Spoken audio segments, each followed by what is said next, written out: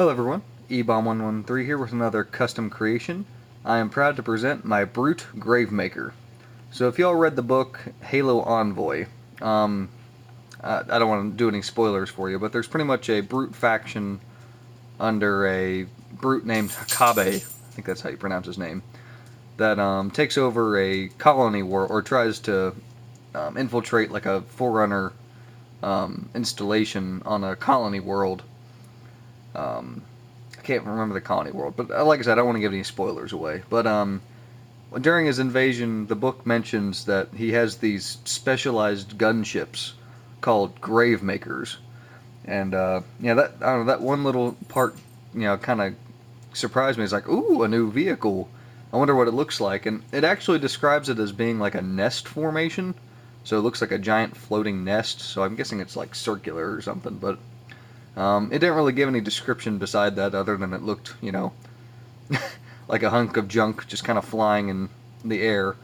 So, I kind of tried to fashion the vehicle kind of like how, a Brute would make it. Like the Chopper and the Prowler are pretty, they're not primitive, but they just, they have a certain aesthetic to them that you could only describe as something a Jiralhanae would make.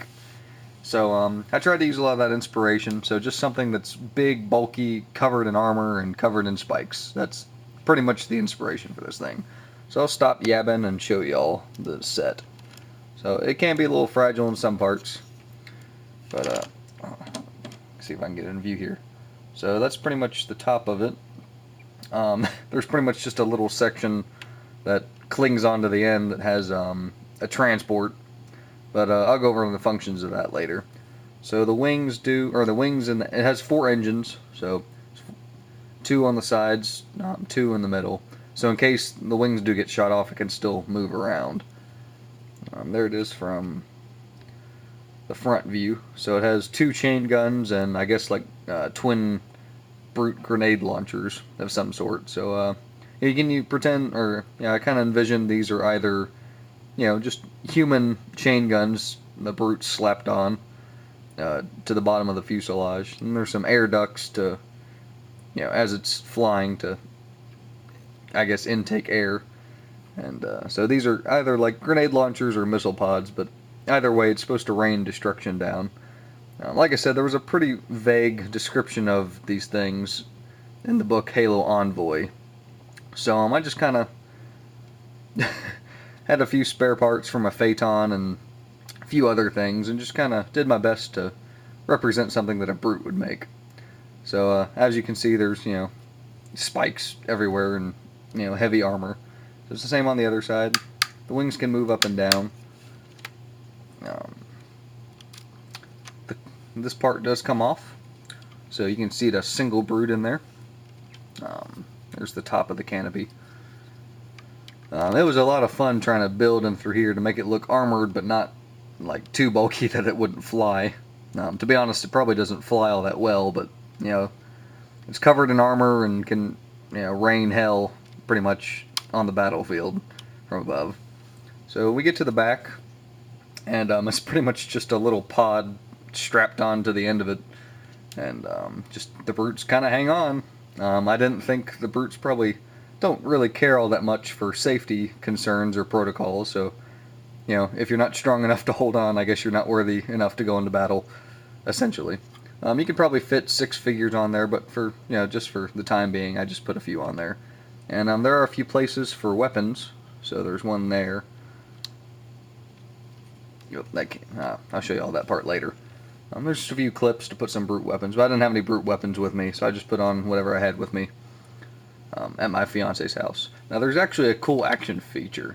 So if it doesn't have time to land and deploy the troops, what it can do is this part separates, and this essentially just falls and slides. So it's kind of like a drive-by. The dropship comes, release.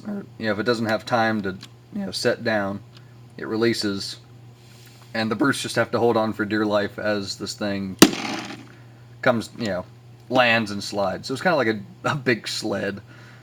And then it can serve as like an armory, for the Brutes after they've if they're run out of ammo or need an extra weapon or something. And there's like little thrusters on the side to, kind of slow its fall a little bit. So I just thought it was a kind of an interesting concept. So you can use that as, then the brutes, disengage, go fight. If they need more weaponry, they can come back. Or it can be like a cool feature for a future Halo game where, if a player comes across this, it's kind of like just a mobile armory, I guess. And then it can be reattached via these little things. But I've kind of played with it so much, it's starting to get a little weak in there. So that's why I was kind of fiddling with it earlier. So that's what it looks like. And then it detaches. This is what the ship looks like by itself.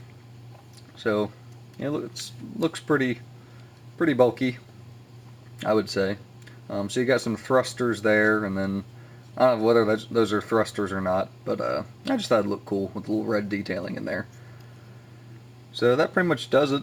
I'm pretty proud of it. Like I said, it doesn't match exactly what the book, describes it as, but like I said, the book was very vague on what these things look like. It just said they looked like giant floating nests or something like that. I could probably quote the book, or actually get the book and quote it, but for the time being, I guess just take my word for it. If you want to go look it up yourself, you can. So that pretty much does it for this review.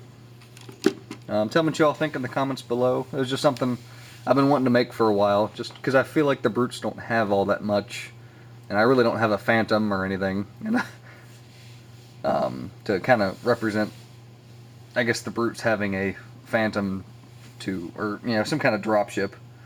I guess they could steal one from Jewel Madama's Covenant, but I'll stop rambling. Tell me what y'all think in the comments below if you like it, what I could do better. I'm thinking about painting it in the color factions of the Keepers of the One Freedom. So it'd be like blue, silver, and gold. But it's a pretty big project, so it'd probably take me a little bit to paint. If y'all like it as is, I'll keep it as is. If y'all want me to paint it, I'll paint it. I'll leave it up to you all. So thank you all for watching, and I'll see you next video.